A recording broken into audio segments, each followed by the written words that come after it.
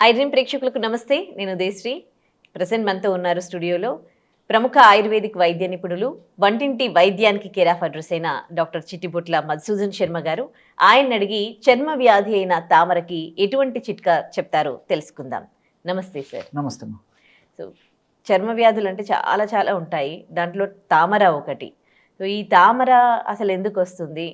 దాన్ని అంటే స్కిన్ పైన వచ్చేవన్నీ రకరకాలుగా ఉంటాయి. తామరని ఎట్లా గుర్తుపట్టడం, దానికి మీరు చెప్పే చిట్కా ఏంటి? తామర అంటువ్యాధిమా, అంటే ఒకరి నుంచి ఒకరికి ఈజీగా సంక్రమించేటువంటి చర్మ వ్యాధుల్లో కామన్ చర్మ వ్యాధి తామర.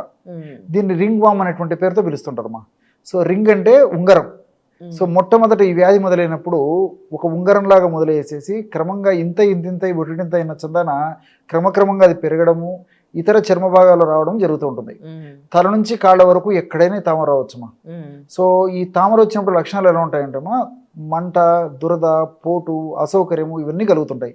సో ఎప్పుడైతే దురద ఉన్నప్పుడు, ఆ దురద ఉన్నప్పుడు మనం గోకామో ఆ భాగం స్రావం గోళ్లకు చేతులకు అంటుకున్నటువంటిది చర్మం మీద మిగతా భాగాలకు అంటినప్పుడు అక్కడ కూడా ఇది మొదలైపోతుంది.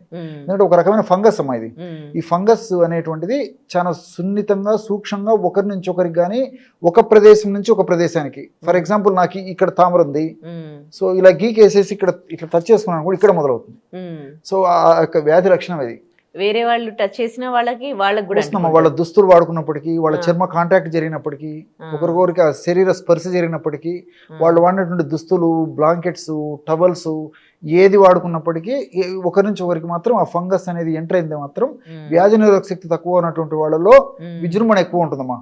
వ్యాధి నిరోధక శక్తి బాగుందనుకోండి, కొంతమందికి అసలు ఈ యొక్క సమస్య రాకుండా ఉండవచ్చు, కొంతమందికి వచ్చినప్పటికీ చాలా మైల్డ్గా ఉండేటువంటి పరిస్థితి ఏర్పడుతుంది.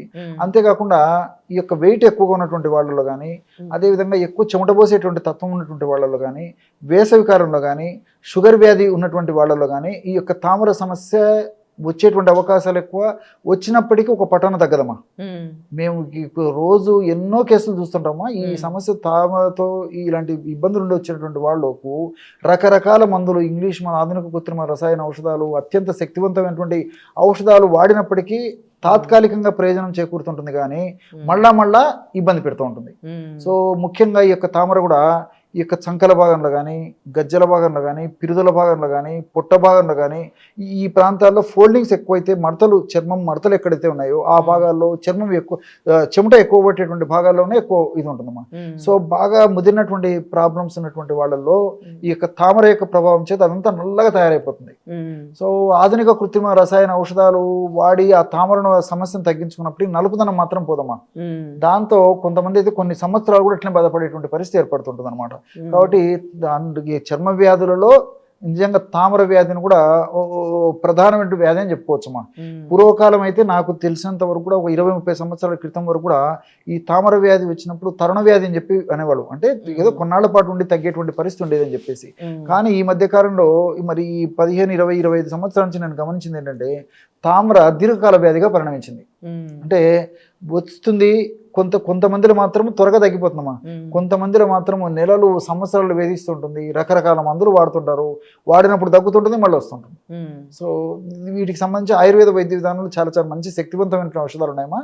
సో తామర వ్యాధి తగ్గిపోయిన తర్వాత కూడా ఎక్కువ శాతం మందిలో కూడా మళ్ళీ పునరావృతం కూడా కాదమ్మా. అంత వ్యాధి నిరోధక శక్తి ఈ యొక్క ఔషధాల వల్ల కలుగుతుంది అనమాట. అనేక రకాలైనటువంటి నేను వీడియోస్ లో కూడా అనేక రకాలైన ఫార్ములా చెప్పడం జరిగిందమ్మా. ఇప్పుడు పైపూత మందుకు ఒక ఫార్ములా చెప్తాను, చెప్పండి. సో తామర వ్యాధికి పైపూత మందు ఎలాంటిదంటే నల్ల జీలకర్ర. నల్ల జీలకర్ర అంటే మీకు తెలిసే ఉంటుందమ్మా, మార్కెట్లో దొరుకుతుంది. బ్లాక్ క్యూమిన్ అంటారు అనమాట. నల్ల జీలకర్రను తెచ్చుకొని శుభ్రం చేసేసి కాస్త వేయించేసేసి చూర్ణంలాగా తయారు చేసుకుని ఒక 50 గ్రాముల నల్ల జీలకర్ర చూర్ణంలో 20 గ్రాములు పసుపు, 10 గ్రాములు కర్పూరం, గుంట కర్పూరం కానీ హారతి కర్పూరం కానీ ఏదైనా పర్లేదమ్మా, 10 గ్రాములు కర్పూరము, 5 గ్రాములు మిరియాల పొడి, ఈ పదార్థాలన్నీ బాగా కలిపేసి ఒక గాజు సీసాలో నిల్వ ఉంచుకొని రోజు ఒక్కసారమ్మా. ఒకవేళ సమస్య మరీ ఎక్కువగా ఉంటే రోజు 2 సార్లు కూడా వాడుకోవచ్చు. ఎలాగంటే మనకి ఎంత అవసరమైతే అంత ఎక్కువ చూర్ణాన్ని తీసుకుని అందులో కొబ్బరి నూనె కలిపేయడం వల్ల చక్కటి లేపనంగా తయారైపోతుంది, క్రీమ్ లాగా తయారైపోతుంది అనమాట. అలా తయారైనటువంటి ఆ లేపన ద్రవ్యాన్ని లేదా క్రీమ్ని తామర ఉన్నటువంటి భాగంలో అప్లై చేసేసి ఒక అర నిమిషం సేపు మర్దం చేయాలమ్మా. మర్దం చేసేసి అదే ఔషధాన్ని మళ్ళీ అప్లై చేసేసి ఒక అరగంట ఒక గంట సేపు ఆగిన తర్వాత తుడిచేయడం కానీ కడిగేయడం కానీ చేస్తుండాలి. ఈ విధంగా రెగ్యులర్గా చేయడం వల్ల చాలా త్వరగా ఆ యొక్క సమస్య నుంచి బయటపడేదానికి అవకాశం ఉంటుంది. తామర వల్ల కలిగేటువంటి ఈ దురద, పోటు, అసౌకర్యం అన్నీ కూడా తగ్గిపోతాయి. ఇంకోటి ఏంటంటే రెగ్యులర్గా కొన్నాళ్ళ పాటు ఈ యొక్క ఔషధాన్ని ఈ పద్ధతిలో వాడుకోవడం వల్ల ఆ నలుపుదనం కూడా తగ్గేందుకు అవకాశం ఏర్పడుతుందమ్మా. ఇంతకుముందే నేను చెప్పాను, ఆ తామర వ్యాధి పూర్తి ముదిరిపోయినటువంటి కేసెస్లో ఆ భాగం అంతా నల్లగా తయారవుతుందని చెప్పేసి. సో అటువంటి సందర్భంలో కూడా మరి ఈ రెగ్యులర్గా కొన్నాళ్ళ పాటు వాడుకోవడం వల్ల క్రమక్రమంగా నలుపు తగ్గడానికి కూడా అవకాశం ఏర్పడుతుంది. అంటే కంప్లీట్ గా మార్క్ కూడా పోతుందా? ఆ మార్క్ కూడా పోతుందమ్మా. అది కొంచెం టైం పడుతుందమ్మా. అదే సో వెంటనే తగ్గదు, ఎందుకంటే దీర్ఘకాలం నుంచి ఉన్నటువంటి సమస్య కాబట్టి పట్టుదలగా నేను చెప్పినటువంటి పద్ధతిలో రెగ్యులర్గా కొన్నాళ్ళ పాటు వాడుకుంటే క్రమక్రమంగా అక్కడ యాక్చువల్గా ఏం జరుగుతుందంటే ఈ తామర సమస్య ఉన్నప్పుడు, ముదిరినప్పుడు ఈ మెలనిన్ అనేటువంటి చర్మానికి రంగునిచ్చేటువంటి పదార్థం ఎక్కువగా డిపాజిట్ అయిపోయి ఉంటుంది అనమాట.